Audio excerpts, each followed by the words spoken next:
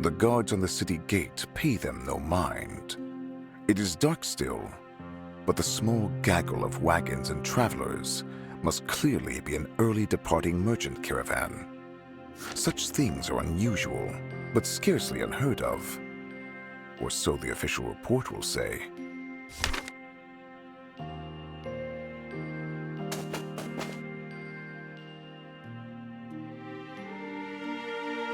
With the city fading behind them, Sir Onieres brushes his fingers across the Manacrest. Such an insignificant bauble to look at, yet in truth so much more. Why would others trust him with it, when he barely remembers how to be a knight? But whenever doubt rises up, he remembers Shiori. She believes in him, and who better equipped to pass judgment?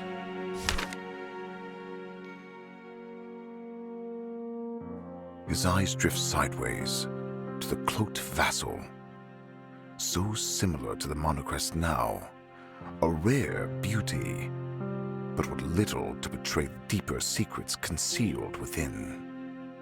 Even now, her eyes betray the pain, the doubt she feels, and yet she continues on regardless. He could do worse than learn from her example. Behind, something else leads Fiborera. A pigeon, winging its way rapidly to the east. After all, Magnolia is a country of spies, but not all of them belong to her.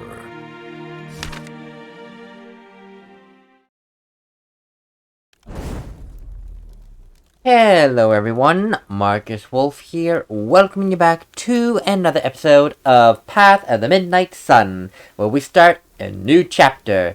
The Triumvirate?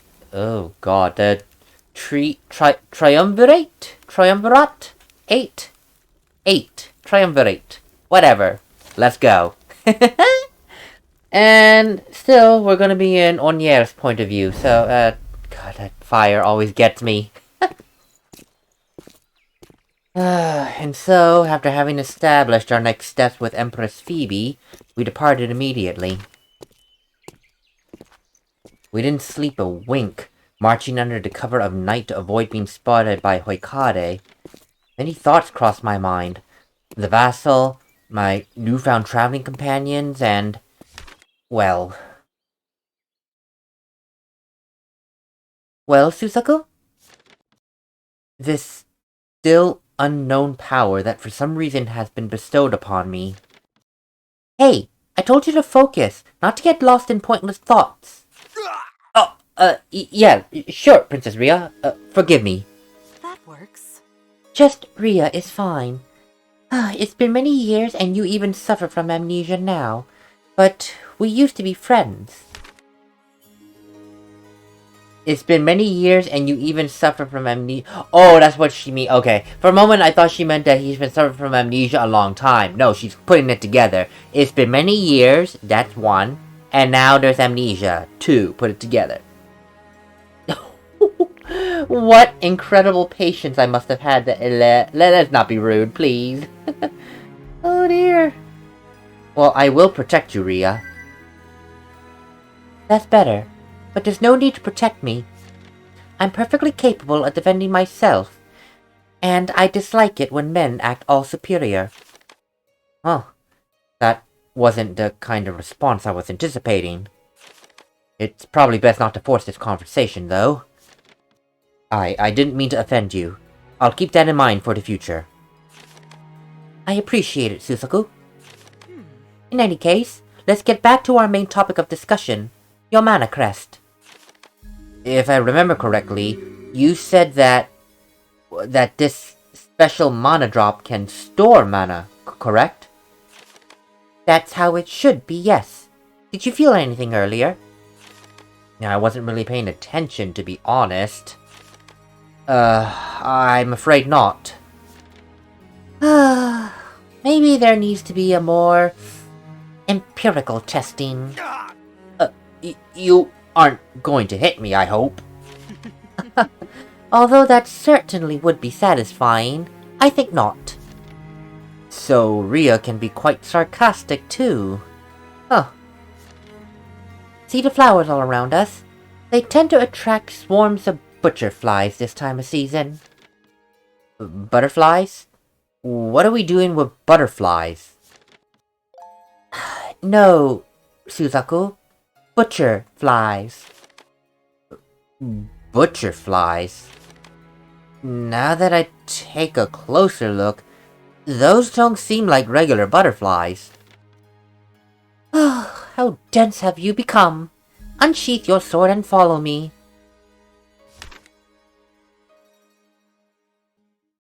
Wait, Rhea? This has to be the weirdest bug-catching attempt in my entire life. Or at least that I can remember. And we go right into battle. Oh wow, yeah, those are normal butterflies. Those look like they're weak. What the? Max number? Whoa! Okay, you know what, let me say this. I did say in the last episode I had an idea what the mana crest could be, because I was thinking, the mana drop allows people to cast magic, yes. Onieres said that he's never been able to remember magic, and yet he has a mana crest. So I was thinking, maybe he does not have magical abilities, but rather, it is a vessel to hold magic, or MP. And it seems as though my assumption was right. The mana crest is a vessel to hold magic. So I'm thinking that that's where Onieres' strength lies. In that he can be a repository for all that magic, and therefore, filter it off to other people who may need it, like Fadatras or Rhea. Or hell, even... oh god, what's his name again? Even Kristoff, who's going to be probably my healer for the next little bit, so yeah. So he might be just a repository, which is a very great skill to have, considering that magic can be scarce to get when you really need it. Rhea? Are those things really all that dangerous? They aren't called butcher flies for show, you know. They won't hesitate to pierce you with deadly icicles if you don't pay attention. Oh, they're dripping moisture. Ugh. Ugh, great. Just what I needed to start this day off with a bang. In any case, focus on your Manacrest. Can't you feel anything different? Now that you mention it, yes. It feels deep and empty? Oh, well, like a well without water. Well, let's fight for now. Everything will be clear soon enough. Fear the power of the Manacrest. And his description, like a well without water. I really think that now... So, I'm pretty sure that's what the Manacrest is and what Onieres' ability is. He is the MP repository. Let me see if we have any skills, though. No, just Stella Triplet. I keep wanting to say Stella Artois. It's not Stella Artois. It's Stella Triplet. Stella Triplet. I have a plan. Yes, Rhea, you always have a plan, I'm sure. Wait a minute. You said pierce you with icicles. How about we burn them to death? Is there such thing as elemental weakness? My perfect ploy. Scorching shot. Oh god, I think there is. That was 1,000 damage! 1,000 damage! Holy smokers! Woohoo! Okay, let's fast forward this, please. Thank you. Why did everyone go for Rhea? That was kinda unfortunate. I can barely feel any difference, Rhea. I never said that you'd feel a difference during the battle. Then what's the point of all this?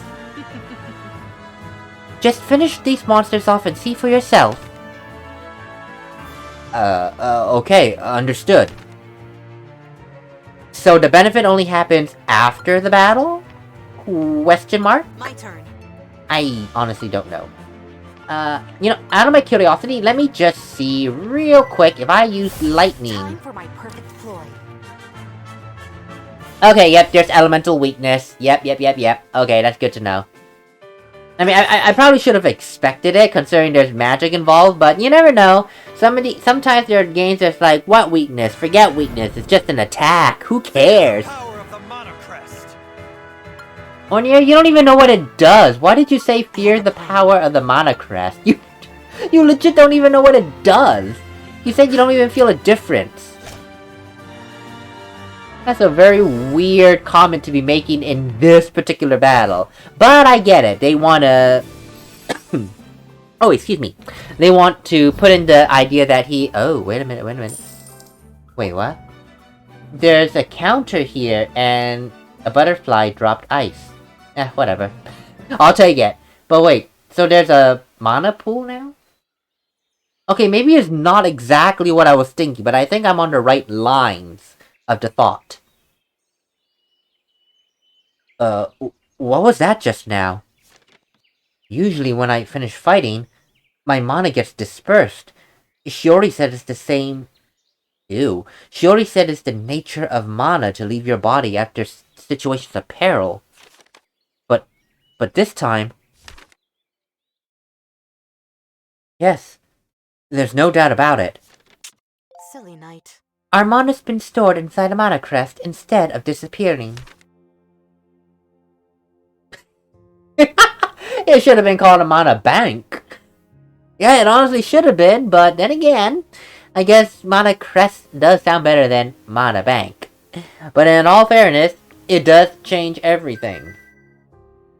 Indeed, the whole foundation of our world is the ephemeral nature of mana. If you could use magic at any time rather than just in battle, could you imagine the possibilities? You know, that's actually a very good point. Exactly, Ornier. We could treat people's injuries at any time with that. Yes, and much more. By the way, did you notice it absorbed my mana as well? I did notice that there was that 12 that popped up. I certainly did. It's true. It seems like Ria's energy is in here now too. After each battle, Sir Onier will store his mana and that of his allies within his Manacrest. Ah. So it's a little bit more to the high risk, high reward, because you can let the battle drag on, gain more mana, and then at the end, store it. But of course, it runs the risk of the fact that we could get beaten into a bloody pulp and die. So high risk, high reward. There's a lot of high risk, high reward situations in these battles. There's the time, there's now the Manacrest. Hell, even when you just want to do a quick heal with the magic, you have to actively wait until you get enough magic to then heal, and if you so choose to, end the battle by killing the enemy. A lot of high risk, high reward situations here. Well, I shouldn't say high risk, high risk reward. Whether it's high or low depends on the situation. But yeah, very interesting. Very interesting styling for the battle. The stockpiled mana can be used in battle by Onier if he learns suitable spells, or in various other circumstances. Okay, so only Onier can use the magic. Which is fair, because it's his Manacrest. He can't just divvy it out. So I was partially right. He is the mana repository, but only he can use that well. Meaning that he can also use magic. And it's saying if he learns suitable spells. So does that mean technically Onier does not have to learn magic? Technically speaking, which would be very interesting. Because really, the implications of that one phrase, if he learns suitable spells, it could mean one or two things. Either you don't level up enough and you don't learn the spell, or you can actively choose to not learn the spell. That is a very interesting phrasing for that phrase. I can't wait to see how this turns out to work. It may seem convenient to prolong battles to generate more mana, but letting too much time go by can be counterproductive in the long run. Exactly my point. Not to mention there's that time aspect, so you can't just take forever and ever. Not to mention, you could easily die banking more mana. High risk, high reward. Also, keep in mind that characters will generate less mana after spending 60 minutes in a single battle.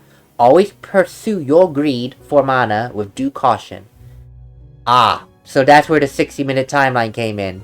when we dealt with the difficulty change. Choosing a difficulty. It did say 60, 30, and whatnot. So higher difficulty will mean that you generate less mana earlier, as opposed to probably this difficulty where we do 60. Too bad that oh god, that's Suzaku. That's not Ria. Too bad I can't remember any spells. Too bad indeed. Especially because it seems you're the only one compatible with that mana crest. All that mana and it can't be used. Ironic. Well, let's just keep storing more and more mana in here. Who knows, I might remember something in the meantime. Agreed. With that being said, let's return to the encampment. Our little experiment was a success. Sure thing. Hey, Ria! Wait for me! No wasted words or movement. Always in a rush. Definitely the epitome of efficiency. Okay, so definitely an interesting concept. I can see a lot of potential for things to go right and things to go wrong. More likely wrong in my in my situation. Ugh, it's cold. Is it normal that there's still snow here?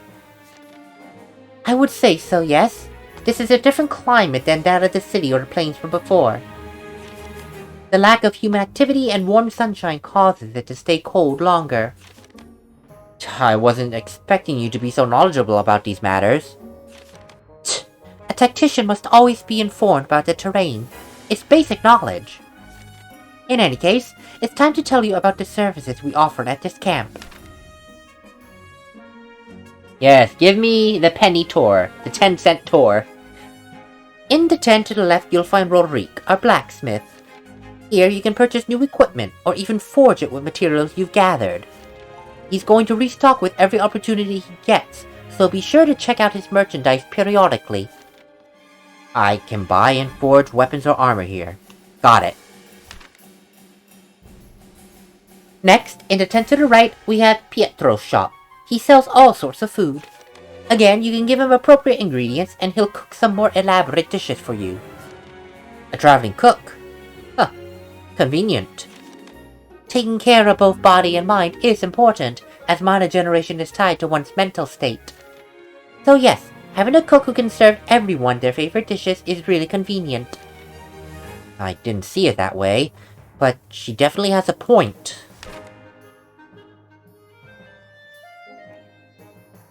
Finally, you can talk to various members of our group before the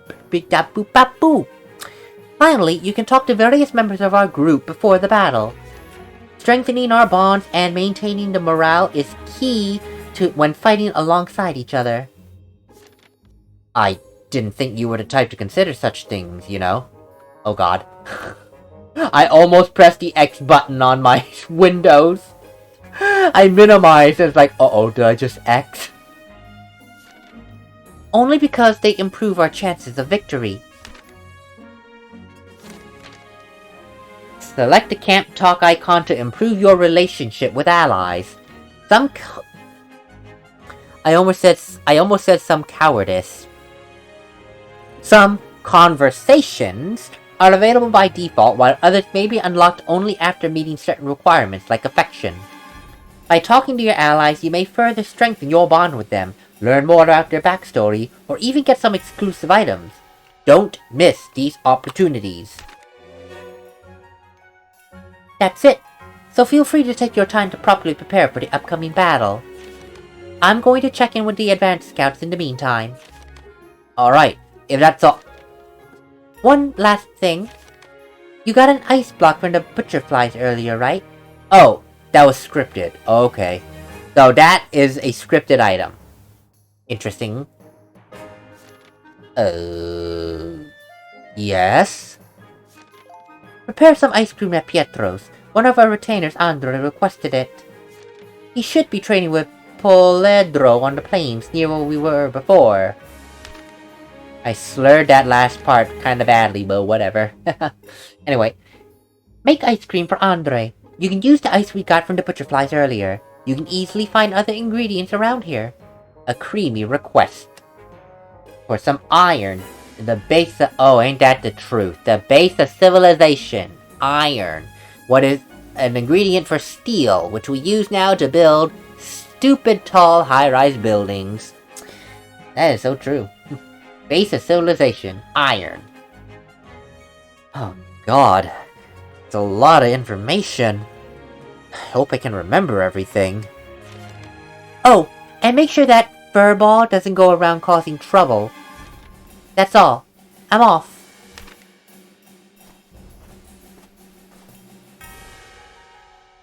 Oh, okay, that was a slight weird delay, but whatever. That furball? Whoa, whoa! Oh, there you are. I was wondering what happened to you. Okay, so I can forge weapons, talk to our allies, or make ice cream and take it to this Andre on the plains? Huh. Where do I start? Okay, so while I do some checking to see if I hear any wolf, let me just go ahead and put my closing remarks here. Yeah, it's a slightly shorter episode, but I'll be perfectly honest, I've been trying not to make like 25-30 minute episodes, but the things just keep piling up and happening that it just happens to be that way. So, it be what it be. I'll take this opportunity to say this is going to be the Manacrest episode, where we just learn about the Manacrest, how Onieres is the repository for magic, and he apparently can learn magic. We just don't know how he can learn magic, when he will learn magic, what kind of magic he will learn. Yeah, he's the only one who can tap into that well, which is fair. Can't divvy it up. I would have preferred if it could be divvied up, but it be what it be.